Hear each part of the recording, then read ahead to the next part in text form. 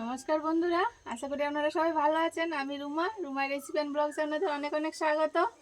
এই দেখুন, আজকে আবার আমি নিয়ে এসেছি একটা নতুন রেসিপি বানাবো পুঁই শাক দিয়ে। আর এই ছোটো সব রকম মাছ আছে, চিংড়ি মাছ শুধু না, আর চিংড়ি মাছের সাথে কী সব পাকাল মাছ টাছ আছে, আমি সব নাম জানি না। আপনারাই কমেন্টে জানাবেন কি নাম এই মাছের।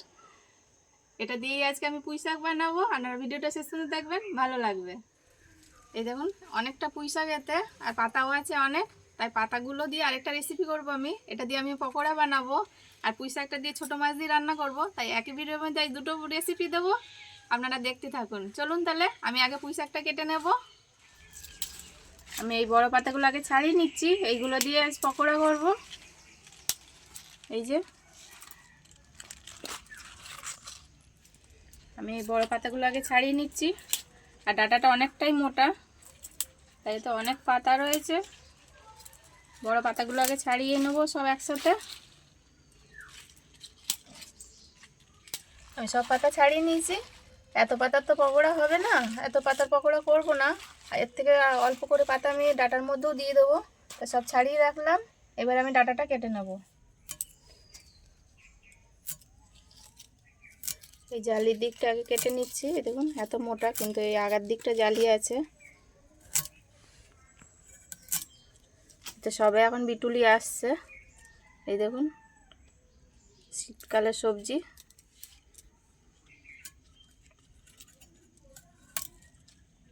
আর এই মোটাটা আমি একটু মাঝখান থেকে চিড়ে দেবো, তাহলে ভালো রান্না হবে, এতে সিদ্ধ হবে আর নুন টুন সব ভালো যাবে। এরকম করে আমি চিড়ে দেবো এই মোটাটা।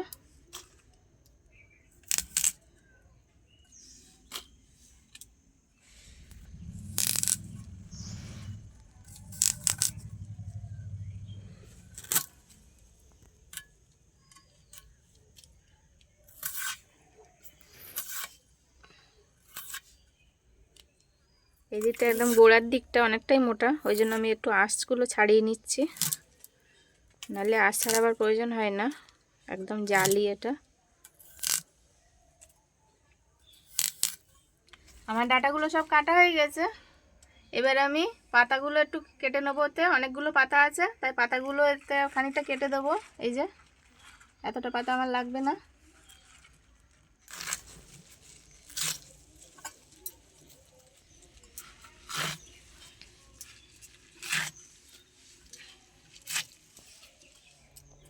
আমার শাক সব কাটাকুটি হয়ে গেছে। পকোড়ার জন্য আমি শাকগুলো কেটে নিয়েছি, আর এদিকে ডাঁটা শাক সব কাটা হয়ে গেছে পুঁই শাকের। এবার আমি মাছটা কেটে নেব।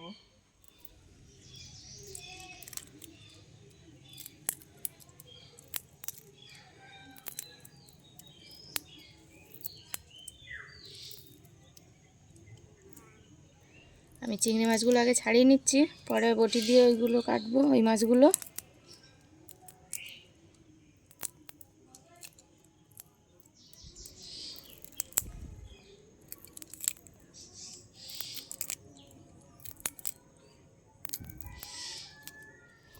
আমি মাছগুলো কাটছিলাম, কাটা হয়ে গেছে, মাছ কেটে নিয়ে চলে এসেছি। এবার আমি মাছে নুন হলুদ মাখিয়ে নেব। আমি দিয়ে দেবো নুন, দিয়ে দিচ্ছি হলুদ গুঁড়ো। এবার ভালো করে মাখিয়ে নেব। আমার মাখানো হয়ে গেছে নুন হলুদ। আমি এটা সাইড করে রেখে উনুন ধরিয়ে দেবো। উনুন ধরে কড়া বসিয়ে দিয়েছি, গরম হয়ে গেছে। এবার তেল দিয়ে দেবো।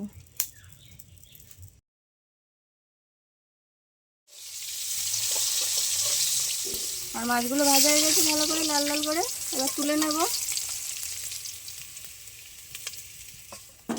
ওই তেলে আমি বাকি ছোটো মাছগুলো দিয়ে দেবো।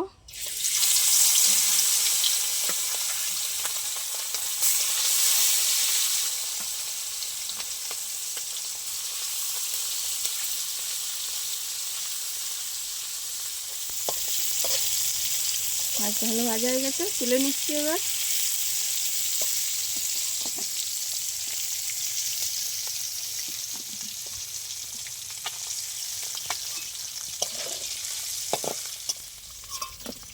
ওই তেলে আমি ফোড়ন দিয়ে দেবো। 3টে শুকনো লঙ্কা, দিয়ে দেবো 5 ফোড়ন,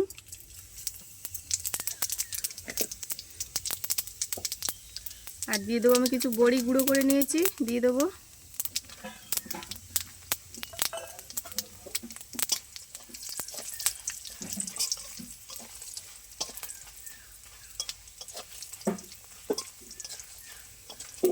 উনানটা ভালো লাল লাল করে ভাজা হয়ে গেছে।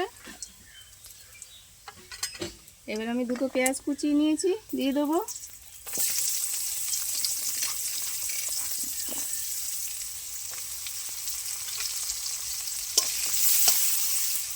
ঝালের জন্য নিয়েছি 6টা কাঁচা লঙ্কা চিড়ে নিয়েছি, দিয়ে দেবো। ঝালটা আপনাদের স্বাদ মতন দেবেন।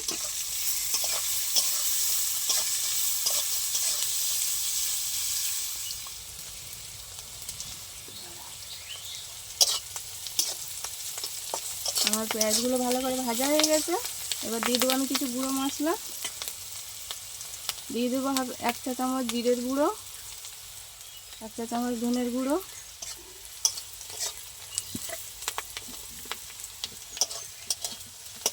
অল্প করে জল দিয়ে দেবো মশলাগুলো যাতে পুড়ে না যায়। পরিমাণ মতন হলুদ দিয়ে দেবো।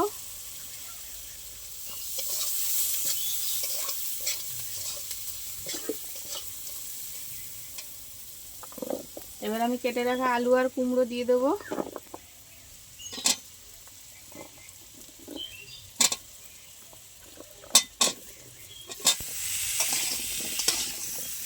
মশলার সাথে আমি সবজিগুলো একটু ভালো করে ভেজে নেব।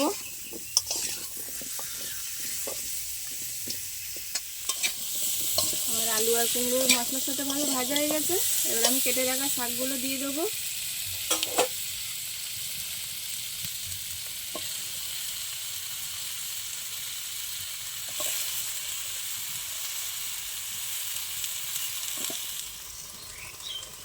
শাকগুলোতে পুরো কড়া ভর্তি হয়ে গেছে, তাই এর ওপরে আমি এবার নুন দিয়ে দেবো,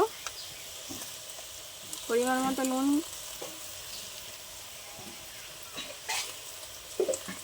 আর শাকের জন্য একটু চিনি দিয়ে দেবো, চিনি দিলে ভালো টেস্ট হবে।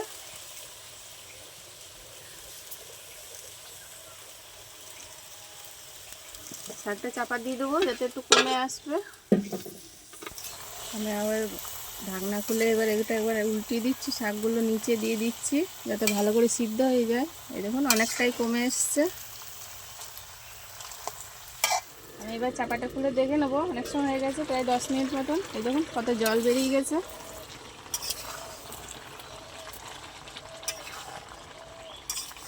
আমাকে আর আলাদা করে জল দিতে হলো না, এই জলেই রান্না হয়ে গেল। এবার দেখি কতটা কি সিদ্ধ হয়েছে। হ্যাঁ, আমার ডাটা ভালো সিদ্ধ হয়ে গেছে। এই দেখুন আলু কুমড়ো সব সিদ্ধ হয়ে গেছে।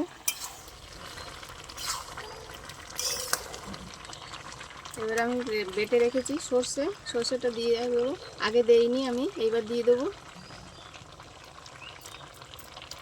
এখন দিলে ভালো স্বাদ হবে, এই জন্য এখন দিয়ে দিচ্ছি। একটু ভালো করে নেড়ে নেব। এবার আমি ভেজে রাখা মাছ দিয়ে দেবো, মাছ ভাজা।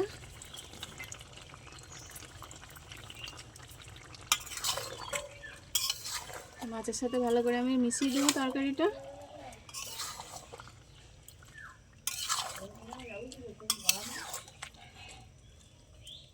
আমি মশলাটা ধুয়ে অল্প করে জল দিয়ে দেবো বাটিতে করে।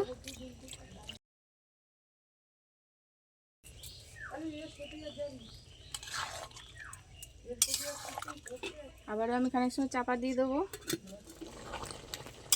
আমার পুঁই শাক একদম রেডি হয়ে গেছে। আমি এরকম রসা রসা নামাবো, ঠান্ডা হলে অনেকটা শুকিয়ে যাবে। একটু নুন কম ছিল, আমি দেখে দিয়ে দিয়েছি, আপনারা আপনাদের স্বাদ মতো নুন দেখে দেবেন। এবার আমি নামিয়ে নেব।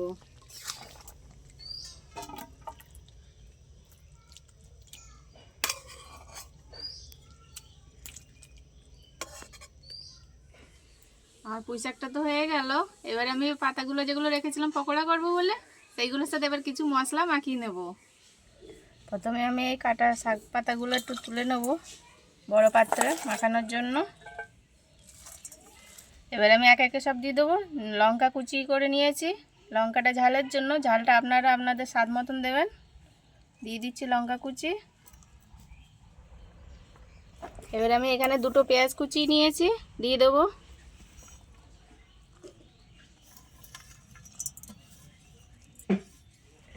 নিয়েছি অল্প করে কালো জিরে, দিয়ে দেবো।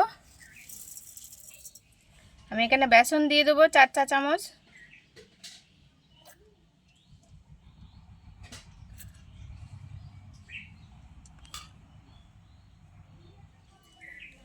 আমার যেহেতু চালের গুঁড়ো করা নেই, তাই আমি এখানে গোবিন্দভোগ চাল ছিল ভিজিয়ে পেস্ট করে নিয়েছি, দিয়ে দেবো।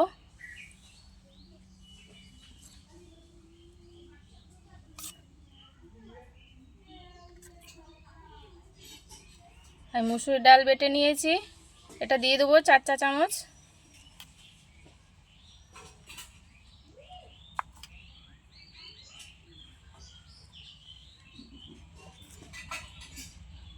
নিচে 1 চা চামচের জিরের গুঁড়ো দিয়ে দেবো। নুন দিয়ে দেবো পরিমাণ মতন, আর 1/2 চামচ হলুদ দিয়ে দেবো। এবার এগুলো ভালো করে একসাথে আমি মাখিয়ে নেব।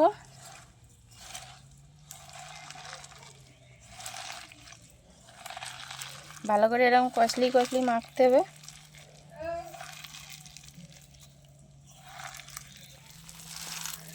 আমি ভালো করে মেখে নিয়েছি, কিন্তু আমার এখনও ভালো করে বাইন্ডিং হয়নি। এই দেখুন, এটা বড়ার শেপে আসছে না, ছাড়িয়ে যাচ্ছে। তাই আমি আরেকটু বেসন দিয়ে দেবো 2 চামচ।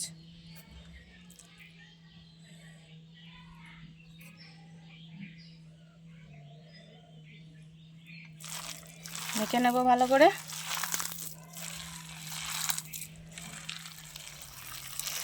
আমি এটা আবার বেসন অ্যাড করেছি, তার জন্য আবার একটু সামান্য নুন দিয়ে দেবো। নুন কম হয়ে গেছে, এরকম পরিমাণে অল্প করে নুন দিয়ে দেবো। আবার ভালো করে মেখে নেবো নুনটা একসাথে। আর ভালো করে মাখা হয়ে গেছে, এই দেখুন। এবার ভালো বাইন্ডিং আসছে বড়ার শেপে।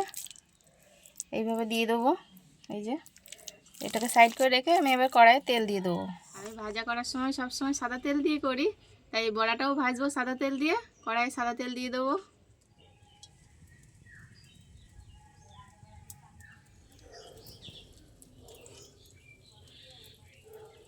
আমি এরম বড়া সেট করে নিয়েছি, কড়াই দিয়ে দেবো।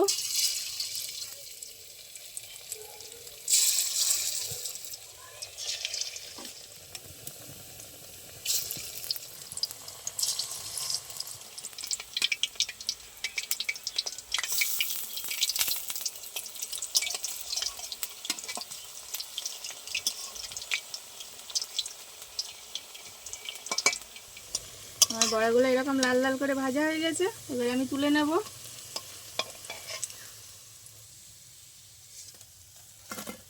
বাকিগুলো আমি আবারও সেভ করে দিয়ে দেবো তেলের উপর।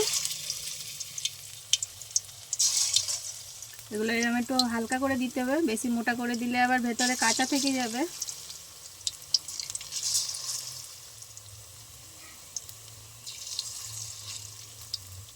বাকিগুলো ভাজা হয়ে গেছে, তুলে নেব।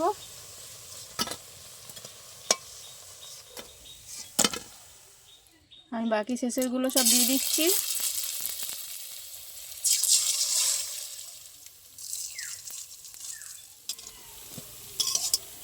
আমার সব বড়া ভালো করে ভাজা হয়ে গেছে পকোড়া, এবার আমি তুলে নেব।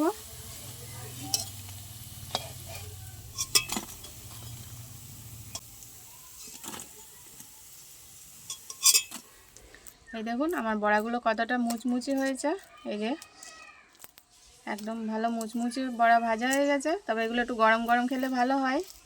ভিডিওটা শেষ পর্যন্ত দেখার জন্য অনেক অনেক ধন্যবাদ। আর এখন শীতের সময়, শীতের অনেক সবজি আসবে। আপনারা যদি কোনো নতুন রেসিপি দেখতে চান, অবশ্যই আমাকে কমেন্টে জানাবেন, আমি চেষ্টা করব আপনাদের কাছে পৌঁছানোর। ভিডিওটা ভালো লাগলে অবশ্যই লাইক করে ফলো করে রাখবেন পেজটা। আর যদি ইউটিউব থেকে দেখেন, অবশ্যই আমার চ্যানেলটা লাইক করে সাবস্ক্রাইব করে রাখবেন নতুন নতুন ভিডিও দেখার জন্য। সবার আগে নোটিফিকেশন পাবেন আপনারা। দেখা হচ্ছে আবার পরের রেসিপিতে। তত সময় ভালো থাকবেন, সুস্থ থাকবেন। টাটা।